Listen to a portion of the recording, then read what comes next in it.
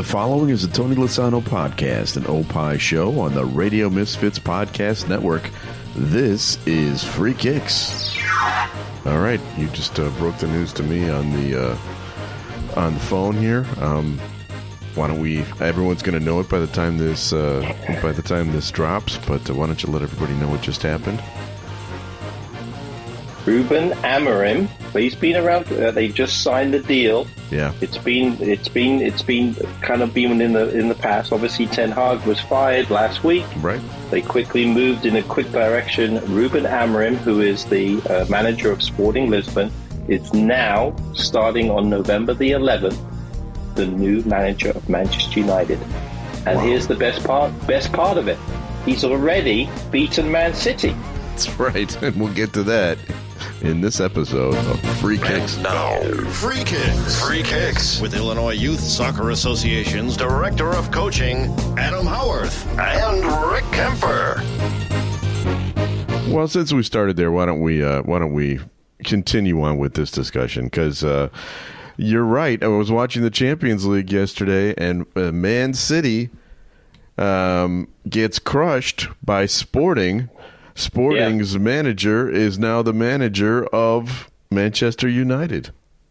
Yeah, what an amazing result. Yeah, it was 1-1 at half time, and then all of a sudden Sporting scores 3 goals in the second half. Hopefully I'm saying his name, Gyökeres, who might be probably leaving Sporting to go to Man United here before too long. Yeah, really. Scored a hat-trick. And, after Man City went up early, 4-1, pretty comprehensive win. So definitely one of the best. And what a way to leave. You know, you beat Man City. See ya. I'm out. Yeah. Boom. No kidding. That's going to be an interesting story. We'll watch that unfold. Watching the other Champions League games yesterday, we might as well discuss this too. As I'm looking at the very top of the standings, there's a little club called Liverpool. Another player with a hat trick, right? Mm-hmm. Yeah, what a fantastic result. And I thought going into this game, this might be a little bit of a tough match, especially with Xavi Alonso coming back to Liverpool. Obviously, he's a legend there. Yeah. But my goodness, Liverpool 4-0. I think it was all goals were scored in the second half as well. So. What a result against Bayer Leverkusen. And if you remember, Bayer Leverkusen only lost 1 game last year, and that was in the final of the Europa League. So what a great result. Liverpool is flying. Yeah, actually, I when the schedule came out, this was the game I was most worried about because Leverkusen is a very good team. But I watched the first half, and then I had a meeting, so of course I missed all 4 goals. But yes. It's just nice to see Liverpool on the top. They're also on the top in the other league. We'll get to that in a second here. The other Champions League game I wanted to talk to you about was AC Milan. With several American players, right? Mm-hmm. Definitely, yeah. Musa and Pulisic, absolutely. Beating Real Madrid 3-1. That's a nice result. Fantastic result for them. Yeah. Watched a good chunk of that game yesterday, and they look good. They look good, and I think there's definitely some problems within Real Madrid in terms of trying to fit all these superstars in. You know, it's one thing to get all the best players, and you arguably have Vinicius, who probably in his opinion is the best player. He should have won the Ballon d'Or. That's a whole discussion, and then obviously Mbappe. But the problem is they both like to play on the left. Yeah. And so now they're having to move things around a little bit. And so I think Carlo Ancelotti's just having a harder time just trying to fix all of these things. And I know Jude Bellingham was a little frustrated. I think he got subbed at the end. And there was just a little bit of frustration on the side of Real Madrid. So, it's everything's wide open in the Champions League. Yeah, maybe it's a little bad karma from the little hissy fit that they had last week about the Ballon d'Or. Exactly. Because, it couldn't happen to a nicer club, Real Madrid. So sorry to see it. All right, let's talk about the Premier League, because that's really the best league in the world, isn't it? Oh, for sure. Definitely. And we get dinged because we talk about our favorite teams, Chelsea and Liverpool, a lot. But this week I want to talk about a couple of clubs that we don't talk about much at all. And let's talk about Tottenham, because Tottenham crushed Villa this week. We're talking about, was it 4-1 at the end? Yes, it was. Yeah. Don't look now. Here come the Spurs up to 5th place. They're very strong at home. They have a style of play that is, fun to watch. I know you've always been a gigantic supporter of Tottenham. Of course I am. Love them. What are you thinking? What are your thoughts about this club? It's an interesting one. I certainly didn't see that coming in terms of the result. I mean, Aston Villa went up 1-0, and I thought it was going to be more of the same. But I'll give a lot of credit to Tottenham. He obviously motivated them fantastically well at halftime. That's why you have a halftime. And they came out, scored early in the second half. And then Dominic Solanke, who is a goal scorer, was able to bang 2 goals in to make it 2-1. And then before you know it, or 3-1, sorry, before you know it, they scored a 4th with James Maddison at the end. So they got some pieces there. I think they're still concerned about the goalkeeper and maybe in the back, but at home, attacking-wise, Ange's philosophy, they're a great team to watch because they're going to go at you. They're really going to go at you, and it's they put everything into it, and it's exciting for them. But they do need to do a little bit better on their away form. But when they have 61,000 people at the Tottenham Stadium, which is by far one of the best stadiums in the world, they're a tough team to beat. Yeah, that is true. Let's talk about another one. Let's go down to the South Coast. And now Bournemouth beat Manchester City. Now, I don't know if this is a case of Manchester City suddenly falling apart, because they also then lost in the Champions League. But Bournemouth beat Arsenal the week before, or a couple weeks before. Yeah. They've now, those are a couple of very strong victories in their corner, and they're playing quite well. Yeah, no question. Historic win for them. And again, at home, they're very, very tough to beat. Very small stadium. I think capacity of about 11,000. So I'm sure Man City has a hard time, and just like every team going there because it's a small stadium. But to give Bournemouth a great deal of credit, they've got some athleticism in their front three. They're strong. They do a really fantastic job of being organized, and yeah, they're a team that again is just having a lot of success because they're able to fight and outmuscle some teams because they have some strength on their team, and they're doing very, very well. So it's been a tough week for Man City, but congrats to Bournemouth. They held on there. That's obviously Man City had chances, lots of chances. Yes, they were getting pounded there at the end, but they won. And you can argue, play of the match was Bournemouth's goalkeeper, but yeah, ultimately it's one of those things that you still got to score the goals to do it, and they're finding ways to do that. And then let's talk about another team. We've discussed them a couple of times this year, but Nottingham Forest is in 3rd place right now. Again, they went they beat West Ham. Chris Wood, their striker, is playing like he's 10 years younger. Nuno is coaching like he did when he first came up with the Wolves, when he was a big surprise and had that Wolves team humming that one season. Mm-hmm. Yeah, you're right. And then now they're rumored to be taking the front office star from Arsenal to help build the club further. So, I mean, look out. What's going on? Yeah, I mean, Nottingham Forest, they call themselves the Tricky Trees. Come on, the Tricky Trees, the nickname there. So they're having a great season. My goodness, he's got them going. I think that preseason he had with them, he's organized them. They're great on set pieces. And when you look at the people that are scoring goals for them, they're players that maybe weren't successful somewhere else but have come in and doing great. Obviously, Chris Wood, the New Zealand star, Callum Hudson-Odoi is scoring goals too, former Chelsea player. So they found the right way to put things together. They're very organized. And what I like about Nottingham Forest is, and this is probably they're probably one of the better teams to do this, they're pragmatic in their approach. They had a great result against Liverpool in terms of trying to kind of figure out how they could play against them. Yeah. But they go in against teams who maybe have a little bit more talent, but they're pragmatic about their approach, about how they can do it.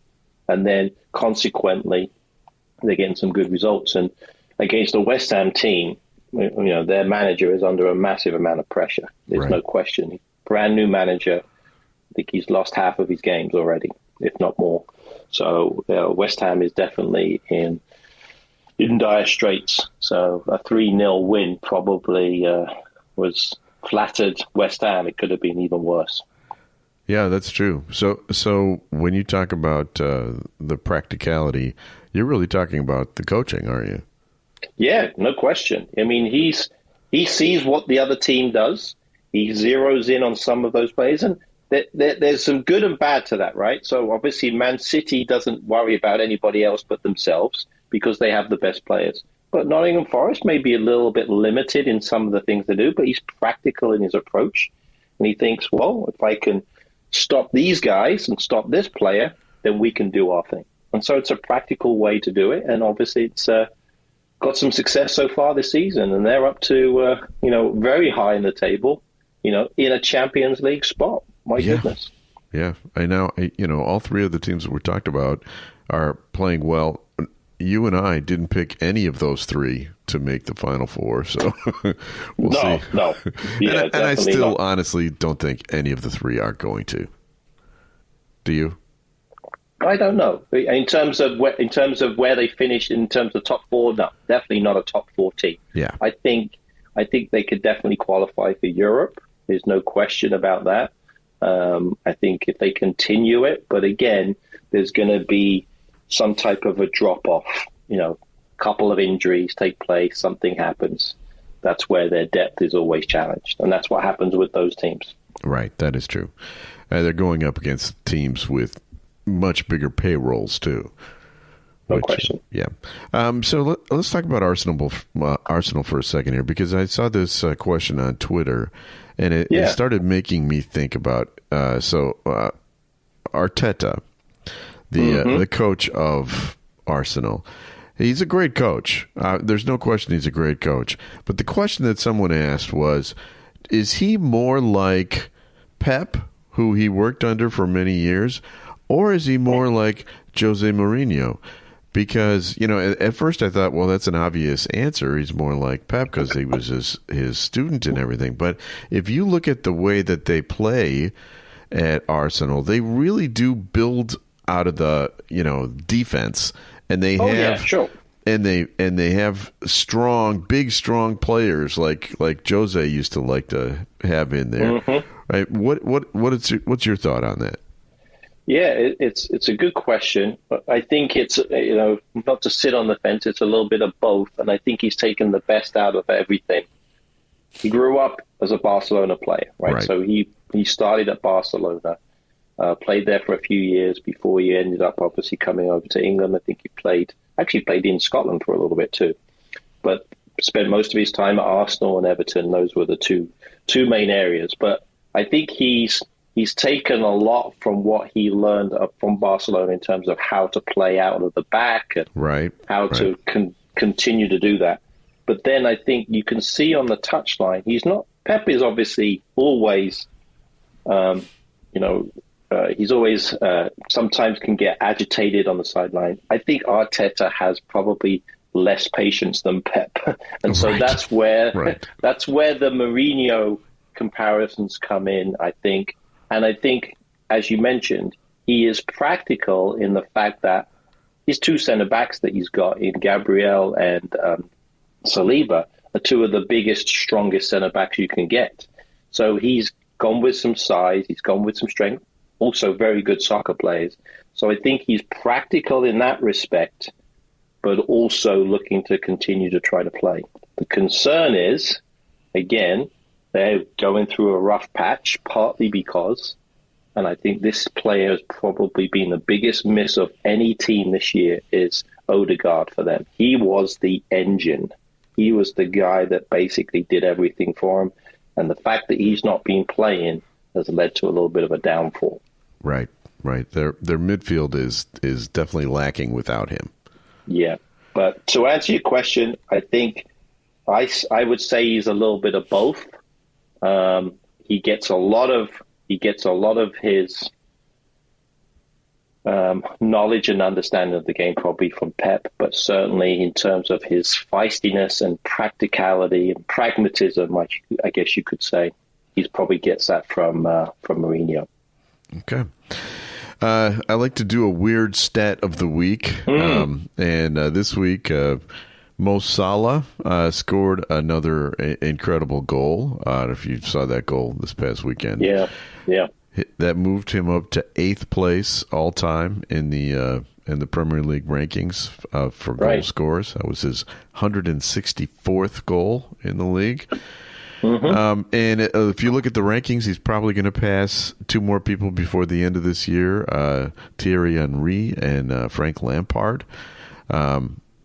So, I mean, right there, that's some pretty incredible company that he's in. But here are some of the weird stats that I found out about Mo Salah. For instance, he has scored 53 more goals than any other African player that has ever played in the league. And there have been some good ones. Second place is Mane. Yeah. And third place is Drogba. But, I mean, those are 3 incredible players right there. Here's another weird stat for you. He has the most left-footed goals in the history of the Premier League. Of course, he's a lefty. He scored 132 of those goals with his left foot. Can you tell me who is in second place in the Premier League? With the left foot. With the left-footed goals. Ooh. Has 105 of them. Wow, that's a great question. I'm trying to think of left-footed players. I have no idea. I'm not sure. Robbie Fowler. Oh, interesting. 105. He's also on course to be the first player in Premier League history to register 10 goals or more, or 10 assists or more, in 6 different seasons. He's already the first one that did it in 5. There are 2 players who have done it in 4. Can you name those? 10 goals, 10 assists in a season. 10 goals, 10 assists in a season. Well, 4 times. 4 times. They've done it 4 times. Yeah. Well, I was going to say, if it was just last year, I know Cole Palmer would have been up there. Yeah, that's true. But I'm trying to think of 4 times. Maybe Frank Lampard would be one. That is correct. The other one goes back a little further.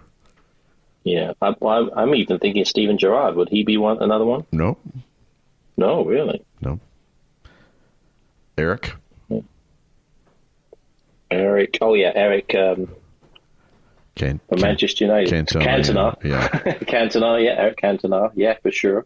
So that's the other one. Those 2 guys. Yeah. Also, one last weird stat from Mo Salah. He's won 3 Golden Boots. 1 player has won 4 in the history of the Premier League. Who is that? Yeah. Must be Alan Shearer. It's not. Interesting. Alan Shearer. Well, maybe Harry Kane? Nope. Who would be up there? It's Thierry Henry. Okay, yeah. Interesting. So that's a company that Mo Salah is in right now. So yeah. I know Liverpool fans are talking about maybe it's time for Mo to go. I don't know why they would be saying that. I'd say you keep him until his legs fall off. I totally agree. He's only 32 years old. Yeah, I mean, he's still got years ahead of him. I mean, he could play for another 3 years at least at this level. There's no question. Just keep him. Yeah, exactly. Ride him till he stops scoring. When he stops scoring, Then we'll kick them up like yesterday's news. Exactly. All right. Free Kicks is brought to you by the Illinois Youth Soccer Association. Illinois Youth Soccer has been proudly serving the Illinois soccer community since 1975. Illinois Youth Soccer is a non-profit corporation, official state association, and charter member of the U.S. Soccer Federation, administers U.S. Soccer Federation coaching programs, U.S. Soccer Federation Olympic Development Program, and U.S. Soccer Federation referee programs. For more information, go to illinoisyouthsoccer.org. Okay. Got a couple of quick shout-outs to, because we had some state finals this past weekend. So I just want to give some credit to the girls' teams who won. Wait. Would this be Chicago area news? It's got to be Chicago area news, yes. And now, the latest Chicago area soccer news. Soccer news. With Coach Adam. There. You need the jingle. All right, go ahead. And I'm going to spread it across Illinois area, because this is the Illinois State Cup. So it's not just the Chicago area. Okay, it's Chicago plus. All right. As in terms of what it is. So I want to make sure, because we have a massive listening contingency there in Central Illinois. So, I mean, they constantly email me all the time. But anyway, I digress. So 4 champions. Congrats to these teams that went through. And I can probably say we've probably got a little bit of a Man City ahead of us here, because Chicago FC United won 3 of the 4. So congrats to them. Wow. 19U, 17U, and 18U. So congrats to them. But then the great thing is, we always like to see teams winning their first state cups. Ajax from Naperville, first time ever they've won a state cup, and they did it at 15U. So congrats to those 4 state cup champions, and they'll be heading on to regionals in this next summer. Still, I'm not exactly sure where they'll be, but we'll update everybody in the spring when we do all the others, because we have all the boys, because the boys are obviously finishing up their high school seasons already, getting to the Final Four here as well. So state cup finals are this weekend, actually, up at Hoffman Estates. So exciting for them. So, and I think there's some players that I coached that are going to be playing in there as well. Don't know if you heard that. So yeah, so that's exciting stuff. So so we're looking forward to good luck to those players who are playing in the state cup for high school this weekend, and congrats to those 4 teams that won. And then the other thing I just wanted to mention was we was able to add another session because of the interest in our pre-ODP program. We had so many kids. We was able to get some more indoor time in our Schaumburg facility. So if people are still looking to sign up, if they have children who are born in 2015 and 2016, remember those years? It wasn't too long ago. Yeah, I know. So there's kids now playing soccer who are that old. Yeah, so 2015 and 2016. Yeah. So 8s, 9s, and 10s. So if they are able to come to our second series, so it's a little bit later in the day. So, but there's another option for those people, and we had quite a few people on the wait list. So don't forget to sign up. So just go to ODP at illinoisyouthsoccer.org, and you'll be able to get everything you need. All right. Sounds there good. It is. All right. Time for another feature. Time now to guess the Premier League star. Okay, so this week's Premier League star is 32 years old. So an established player. Playing for his Salah. Mo Salah. Nope. Mo Salah. No. The answer is no. Right. He's playing for his second Premier League club. I guess Mo Salah plays for his second pro. What other club did he play for? Do you ever keep track of that? Yeah, a little team that's doing fairly well. Third place, Okay. Chelsea. All right. This player has also played professionally in France, Holland, and Belgium. And one of those 3 is his home country. All right. Okay. He joined his current team. When he joined his current team, he replaced an American as the starter. And that was last season. Okay. Gotcha. I think I've got an idea.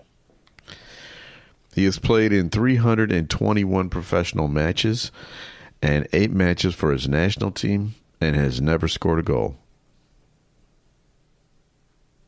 So my guess is he's a goalkeeper. He is a goalkeeper. He currently leads the league in clean sheets. Yes. And he's been doing very well. I didn't know too much about him, but my guess, it's going to be the Nottingham Forest starting goalkeeper, Mr. Matt. I think he goes by Matt. Mats. Mats. He has the same first name as Hummels and Wielander. Mats. So is that basically German, kind of a German for Matthew? Or, I mean, obviously he's born in Belgium, yeah. So. Yeah, it is. But, yeah, it's a German name for sure. I have several Uncle Mats, back in the family. Absolutely. That's one of those. All right. Well, nicely done. But he's doing well. He's definitely doing well. I mean, obviously he's doing something right, keeping some clean sheets. I think he's done pretty well in the clean sheets department. So he leads the league. He's got 5. So that's exactly pretty good. Pretty good defense in front of him too. That helps. Definitely. All right, it's time for my favorite part of the show. Now time for Adam's Weekend Soccer TV Tip. Okay, so we have some games coming up this weekend, right? Oh, man, there's so many games. You know what? This is kind of my favorite time of the year. As a former college coach, you see all these conference tournament matches. So it's kind of win or go home type of situation. You've got college games, you've got high school games, you've got club state cup, all that kind of stuff. So there's so much going on. So get outside if you get a chance to watch some games. But if it's raining, and there's a good chance it might rain, you've got 2 games to watch in the Premier League. These are the top 2. I think you can watch either one. I think Saturday is going to be a great game. I know you'll be watching it. Liverpool against Aston Villa. Now, Aston Villa obviously had a rough game against Tottenham Hotspur this past week, so they're trying to rebound. They are playing this week in the Champions League, and they are obviously doing very well in the Champions League. So we'll see how that goes. And they always do well. They always do well against Liverpool. Yeah, yes, they do. I did see, though, and maybe this was on X, as it's known these days. I did see something with John Duran. He wasn't extremely happy with how things are going. So, we'll see. We'll see what happens. Haven't we been predicting that for a couple of weeks? It just feels with you got a big star like that coming off the bench and playing like 20 minutes a game. It's just a matter of time before they get ticked off. Yeah, exactly. And he's doing everything he can. So maybe there's a way to incorporate it. Hopefully, Unai Emery is a good manager. I'm sure he'll figure it out. And then the other game on Sunday, I think it's going to be a good one. At the Bridge, Chelsea, my team, fingers crossed Cole Palmer's going to be okay. He got that bad knock. Did you see that terrible foul? Oh, yeah. He got right at the end of the game. He got sliced at the top of his knee. Lozano from Manchester United kind of went in a little high. People were saying it could have been a red card, but he only got the yellow. So we're hoping everything's okay. He's not going to be playing this week in Europe, but they're playing Arsenal. So it's Chelsea, Arsenal. Cole Palmer has to play. Definitely need him for that game. So if not, he might be out for a few weeks. So we'll see how that works. But that's a 2 great games. Yeah, that's at 10:30 on Sunday. Chelsea, Arsenal, and Arsenal's dealing with injuries too. So it's that time of the year. There's no question. All right. Free Kicks is brought to you by Green White Soccer Club. For nearly 70 years, Green White has been providing a soccer program for the community. They have travel programs for kids from age 5 and up, and also old-timers. We call them the Alta Herren. That's the German way of saying old-timers. We have even teams that are over 50. And both Adam and I are over 50. And neither of us can play anymore. So those guys, you got to tip your cap to them. They can still play. Greenwhitesoccer.org. All right, we have people to thank. We need to thank our executive producer, Tony Lasano with Opie Shows. Thanks, Tony. Also, Ed Silla with the Radio Misfits Podcast Network. Great Talk Radio isn't dead. It just moved to a better place. RadioMisfits.com. And we'll be back again next week with a brand new episode of Free Kicks. The proceeding was a presentation of the Radio Misfits Podcast Network. Find our other great shows on iTunes, Stitcher Radio, and at RadioMisfits.com. Thank you. Thank you. Thank you. This has been a presentation of Opie Productions. Tony, can you shut up?